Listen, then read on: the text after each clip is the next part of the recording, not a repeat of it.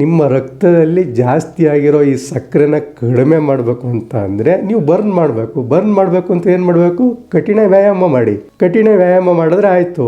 ನೀವೇನು ಬೇಕಾದರೂ ತಿನ್ನಿ, ಮಾತ್ರೆ ತಗೋಬೇಡಿ. ನೀವು ಅದೇ ಲೆವೆಲಿಗೆ ನೀವು ಕಠಿಣ ವ್ಯಾಯಾಮ ಮಾಡಿದ್ರೆ, ಕಠಿಣ ಕೆಲಸ ಮಾಡಿದ್ರೆ ಅದು ತಂದಷ್ಟಕ್ಕೆ ತಾನೇ ಬರ್ನ್ ಆಗುತ್ತೆ. ಬೇರೆ ಇನ್ಯಾರ ಅವಶ್ಯಕತೆನೇ ಅವಾಗ ಬರಲ್ಲ.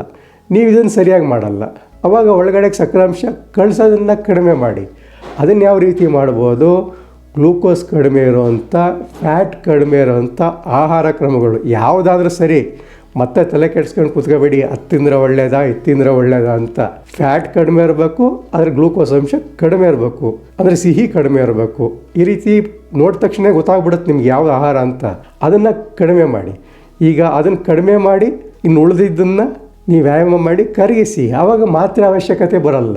ನೀವು ಯಾವಾಗ ಇವೆರಡನ್ನೂ ಮಾಡಲ್ವೋ ಆಗ ಉಳಿದ ಗ್ಲೂಕೋಸ್ ಹಾಗೆ ಉಳ್ಕೊಂಡಿದ್ರೆ ಆ ಗ್ಲೂಕೋಸ್ನ ನೀವು ಮಾತ್ರೆಗಳನ್ನ ತಗೊಂಡು ಕಡಿಮೆ ಮಾಡ್ಕೋಬೇಕಾಗತ್ತೆ. ಈ ಮಾತ್ರೆಗಳು ಯಾವ ರೀತಿ ಕೆಲಸ ಮಾಡ್ತವೆ ಅಂತ ಅಂದರೆ, ನೀವು ತಿಂದ ಆಹಾರದಲ್ಲಿರುವ ಗ್ಲೂಕೋಸನ್ನು ಲಿವರ್ನಲ್ಲೇ ತಡೆ ಹಿಡಿಯುತ್ತೆ.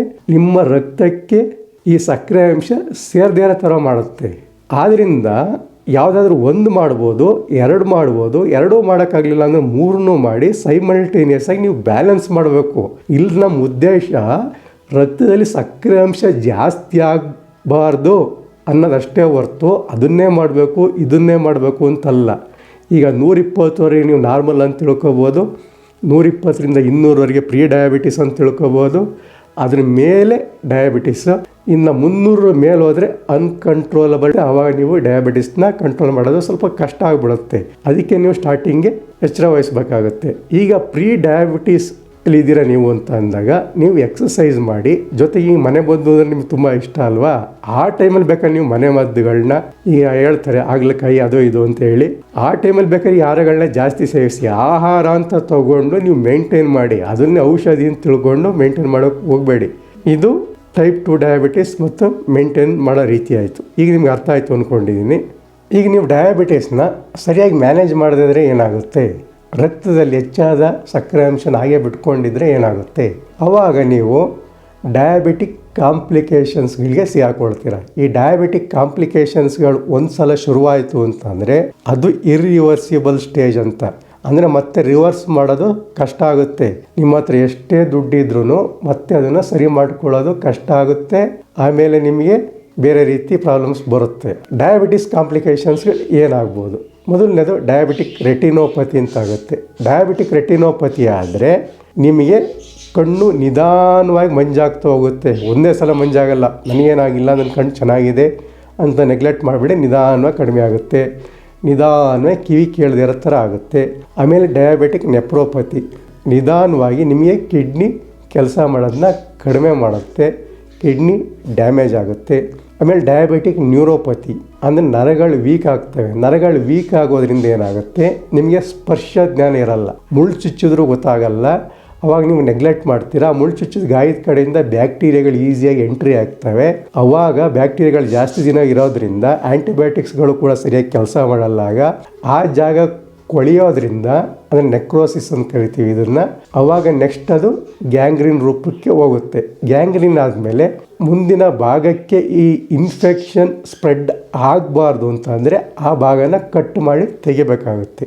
ಇದು ನಾನು ಸುಮ್ಮನೆ ನಿಮ್ಗೆ ಎದುರಿಸೋದಕ್ಕೆ ಹೇಳ್ತಾ ಇಲ್ಲ, ಇರೋ ವಿಷಯ ಹೇಳ್ತಾ ಇದ್ದೀನಿ.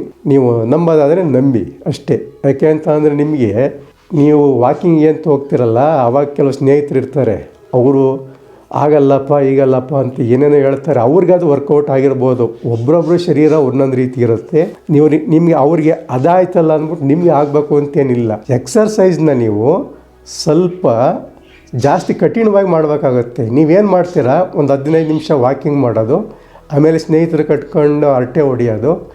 ಅಲ್ಲಿ ಯಾರ್ಯಾರೋ ಸ್ನೇಹಿತರು ನಿಮ್ಮ ಥರನೇ ಡಯಾಬಿಟಿಸ್ ಪೇಷಂಟ್ಸ್ ಇರ್ತಾರಲ್ಲ, ಅವ್ರು ಒಂದೊಂದು ರೀತಿ ಹೇಳ್ತಾರೆ. ನಿಮಗೆ ಫುಲ್ ಕನ್ಫ್ಯೂಷನಿಗೆ ಬಿದ್ದು ಬಿಡ್ತೀರ. ಯಾವ ರೀತಿ ಕನ್ಫ್ಯೂಷನಿಗೆ ಬೀಳಬೇಡಿ.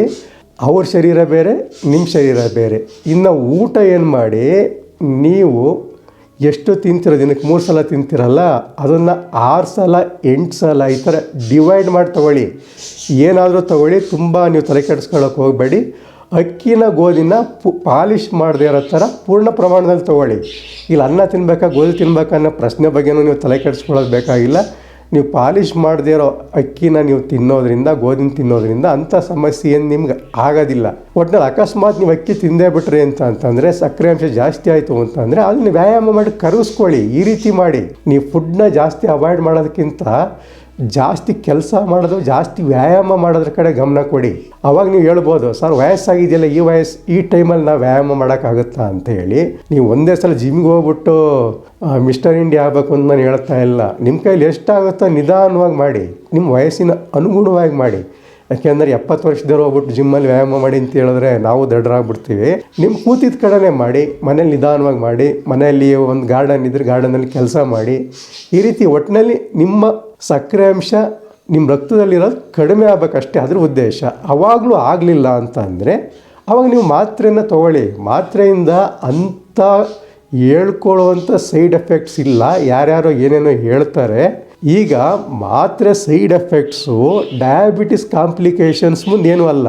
ನೀವು ಮಾತ್ರೆಯಿಂದ ಸೈಡ್ ಎಫೆಕ್ಟ್ಸ್ ಆಗುತ್ತೆ ಅಂತ ಮಾತ್ರೆ ತೊಗೊಳೋದು ಬಿಟ್ಟು ಡಯಾಬಿಟಿಕ್ ಕಾಂಪ್ಲಿಕೇಶನ್ ಸಿಗಾಕೊಳ್ಳೋದ್ರ ಬದಲು ಮಾತ್ರೆ ಸೈಡ್ ಎಫೆಕ್ಟ್ಸ್ 100 ಪಾಲು ಮೇಲಲ್ವಾ. ನೀವೇ ಯೋಚನೆ ಮಾಡಿ. ನಿಮ್ಮ ಗ್ಲೂಕೋಸ್ನ ನಿಮ್ಮ ಮನೆಯಲ್ಲೇ ನೀವೇ ಚೆಕ್ ಮಾಡ್ಕೊಳ್ತಾ ಇರಿ. ನಿಮಗೆ ಲ್ಯಾಬ್ಗೆ ಹೋಗಿ ಮಾಡಿಸ್ಕೋಬೇಕು ಅಂತ ಏನಿಲ್ಲ. ಇವಾಗ ಆಧುನಿಕ ಇನ್ಸ್ಟ್ರೂಮೆಂಟ್ಸ್ಗಳು ಬಂದಿರೋದ್ರಿಂದ ನೀವೇ ಮಾಡ್ಕೋಬೋದು. ನಿಮ್ಮ ಶರೀರಕ್ಕೆ ಗ್ಲೂಕೋಸ್ ಸೇರದೇ ಇರೋದ್ರಿಂದ, ಅಂದರೆ ಗ್ಲೈಕೋಜನ್ನ ಕನ್ವರ್ಟ್ ಮಾಡೋಕ್ಕಾಗಲ್ವಲ್ಲ ಇನ್ಸುಲಿನ್ನು, ಅದರಿಂದ ನೀವು ಸಣ್ಣ ಆಗ್ತಾ ಹೋಗ್ತೀರಾ. ಇದು ಕಾಮನ್ ಅಲ್ವಾ. ಇನ್ನು ಗ್ಲೂಕೋಸ್ ನಿಮಗೆ ಸರಿಯಾದ ಟೈಮ್ಗೆ ನಿಮಗೆ ಸಿಗಲ್ಲ. ಅದರಿಂದ ಏನಾಗುತ್ತೆ, ನಿಮಗೆ ಸುಸ್ತಾಗುತ್ತೆ. ಹೆಚ್ಚಾದ ಗ್ಲೂಕೋಸ್ನ ನಮ್ಮ ಶರೀರನೂ ಆಚೆ ಹಾಕೋದಕ್ಕೆ ಟ್ರೈ ಮಾಡುತ್ತೆ. ಆಗ ಆಚೆ ಹಾಕೋದ್ರಿಂದ ನಿಮಗೆ ಜಾಸ್ತಿ ಯೂರಿನ್ ಮಾಡಬೇಕು ಅನಿಸುತ್ತೆ. ಈಗ ಯೂರಿನ್ ಮಾಡಿದ ಮೇಲೆ ಈ ಉಪ್ಪು ತಿಂದಮೇಲೆ ನೀರು ಕುಡಿಬೇಕು ಅಂತನಲ್ಲ, ಹಂಗೆ ಯೂರಿನ್ ಮಾಡಿದ್ಮೇಲೆ ಮತ್ತೆ ನೀವು ನೀರು ಕುಡಿಬೇಕು. ಅದಕ್ಕೆ ಬಾಯಾರಿಕೆ ಆಗುತ್ತೆ. ನೋಡಿ, ಇದಿಷ್ಟೇ ಸಿಂಪಲ್ಲು. ನೀವು ಇದನ್ನು ನೀಟಾಗಿ ಮ್ಯಾನೇಜ್ ಮಾಡಿದ್ರೆ 25-30 ವರ್ಷ ಯಾವುದೇ ಸಮಸ್ಯೆ ಇಲ್ಲದೆ ನೀವು ಡಯಾಬಿಟಿಸ್ನಿಂದ ಆರಾಮಾಗಿ ಜೀವನ ನಡೆಸ್ಬೋದು.